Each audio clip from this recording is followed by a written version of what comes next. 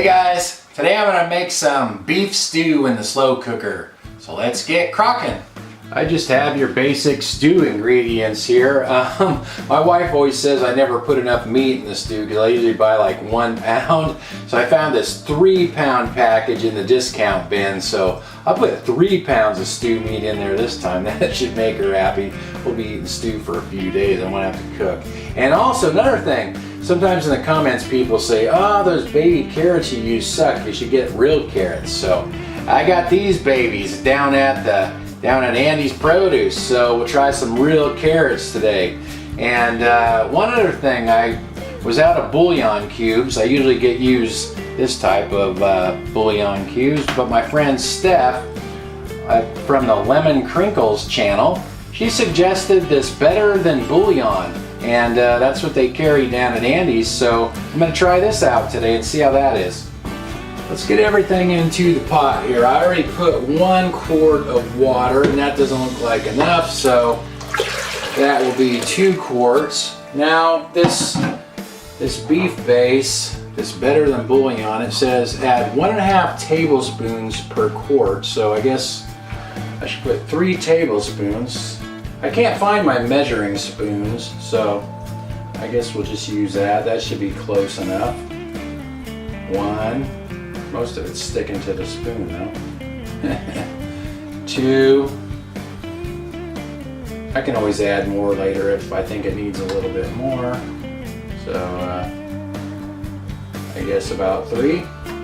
Kind of stir that up, get it off the spoon, get it all mixed together. And I think I'll add a little bit of Worcestershire sauce. Like I said, I can't find a measuring spoon, so just sprinkle a little in, maybe, I don't know, half a tablespoon or so. I'll write all this stuff in the description after. And it really doesn't matter, the ingredients. You can add more or less of each particular ingredient if you want. Like this is 3 pounds of meat. This is a lot of meat. You don't have to use that much. You can probably get away with using a pound or 2, and that would be fine. Whoa, just lost one on the floor. Guess the dog will get that one. Okay, that's a pretty good amount of meat right there. And this is, I cut up all those carrots and about 4 stalks of celery, 1 onion. I actually cut up an onion today instead of using onion powder. And also a red bell pepper. That's not really standard for stew, but I thought it might be good in there. So I guess we'll call that optional. Okay, that looks pretty good. Oh, you know what? I just realized I forgot to cut up the potatoes, so let me do that and I'll be back. I wasn't sure if all of these potatoes were going to fit, but it looks like they're all going to make it. That was 8 potatoes. Some of them weren't very big though. So get those in there, and I'm going to cook this on high. And I'm not sure how long it'll take, but we'll be back later on. This cooked for 6 hours on high and it is done. So if you cook it on low, just cook it all day, probably 8 or 10 hours. The thing is, as you can see, it is not thick. It's very runny. It's almost more like a soup. Now it always thickens up the next day if you have leftovers, but this is usually the way we eat it. But people ask me a lot, well, it's so runny, is there a way to thicken it up? Well, I've tried thickening it up with cornstarch, and that really hasn't worked very well. So I think what I'm going to do is try making a roux out of butter and flour on the stove and see how that works. It'd be just like making gravy. I have never done this before, but let's try it and see what happens. I've made gravy many times, but never tried thickening up stew in the crock pot this way. So basically what you do is take equal parts butter.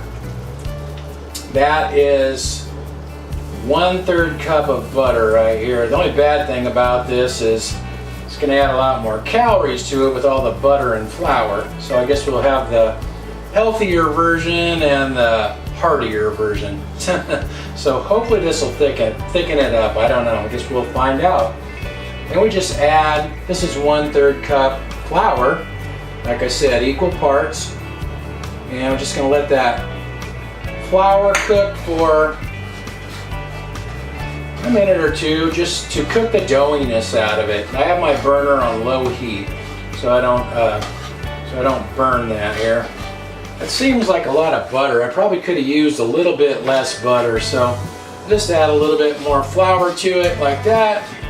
It's been a couple of minutes, and see that flour is starting to brown just a little bit. That kind of cooks it a little bit so it won't be gummy and doughy, hopefully. Now I'm going to start adding some water to that. I thought about just taking some of the liquid out of the crock pot and dumping it in, but I have a little extra room, so I'll just add some water, make some water, and maybe I'll add a little bit more of the bouillon to this before I dump it in. Dump it back into the slow cooker there.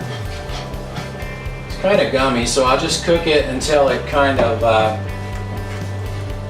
smooths out.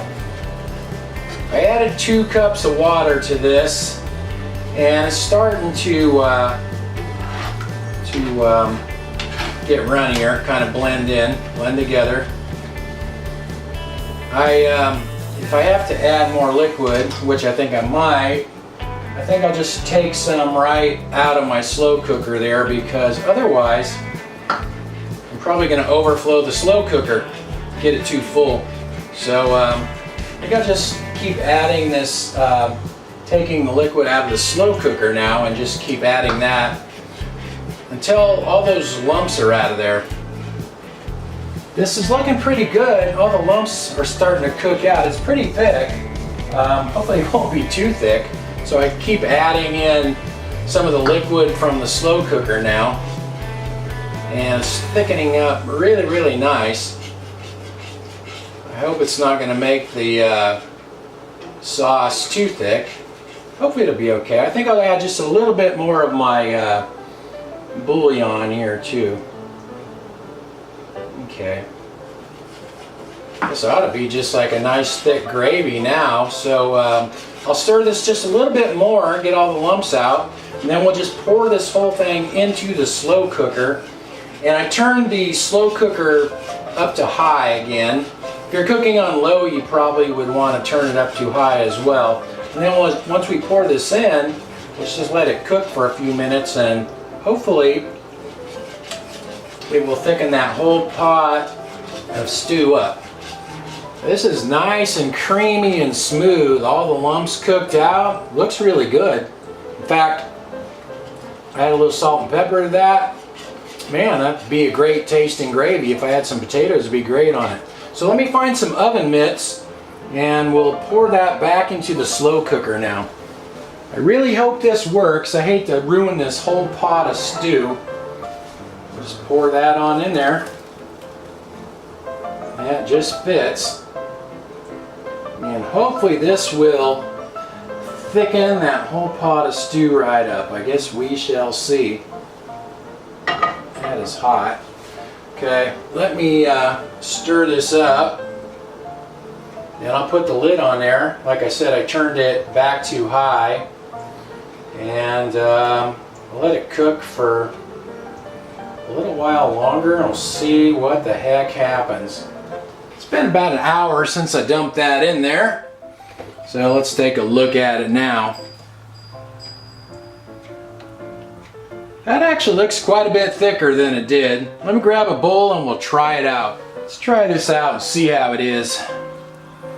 Nice and tender. Meat breaks right apart. Looks pretty good to me.